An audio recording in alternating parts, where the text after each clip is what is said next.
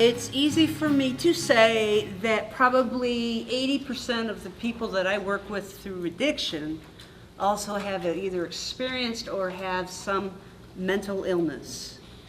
Maybe 50% of those are chronic mental illness.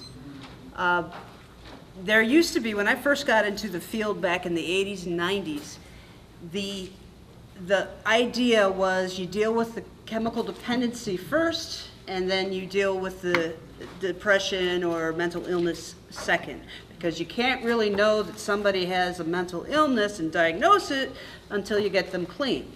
The problem is it's almost always a self-sabotaging way of treatment, because if I am getting sober and then I go into some sort of episode, my most natural coping mechanism is to use.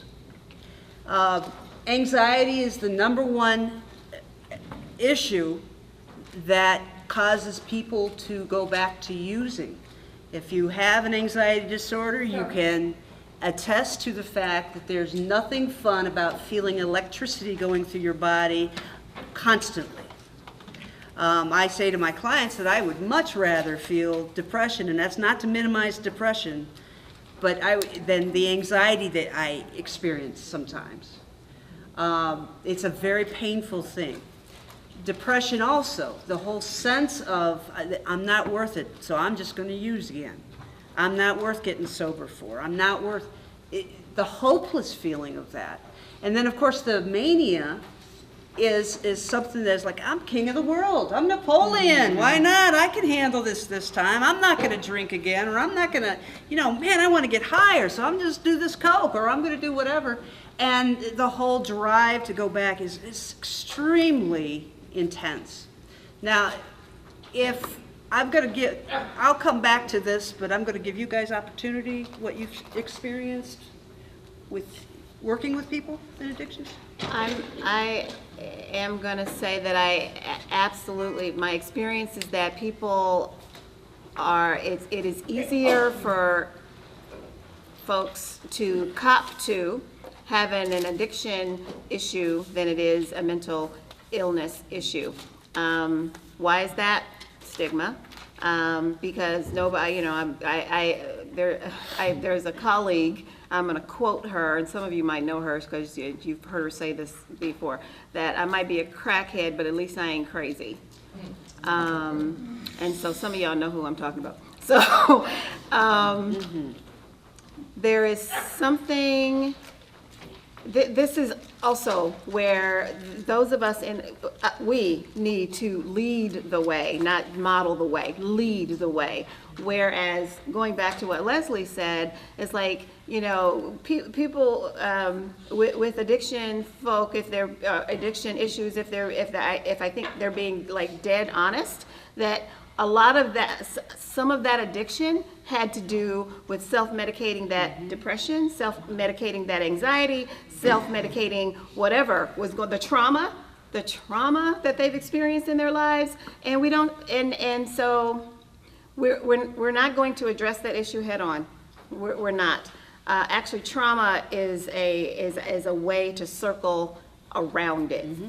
It's an entree. It's a doorway into dealing with where people really are. And if we don't open the door to trauma, we're not going to get to it. And this is where we can make the difference. My philosophy in drug and alcohol addiction is a little different than even what I was trained in. I start with the idea that every one of us wants to make our life a little better. And if I'm seeing you, if you come into my office in 12 weeks, I'm going to be dealing with you. By the end of that 12 weeks, I want us to have just a little bit of change in the right direction where your life is a little bit better. So let's take a look at that. You're here because somehow somebody said that you have a drug and alcohol related issue. Well, part of the time that you're going to be here, we're going to decide that. You're going to decide that one way or another, how that fits in. Maybe you find out that you're abusing it because you actually have a mental illness or a trauma. So just that is an improvement. It's I'm getting my life better. A lot of times in recovery circles with addictions, we have this idea that there's one way to get clean and sober. I don't believe that. I don't believe that.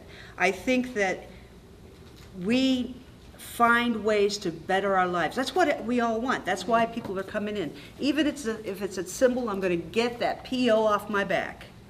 You know, I don't want to go to jail. That's my issue. Okay, let's do that. How do you do that?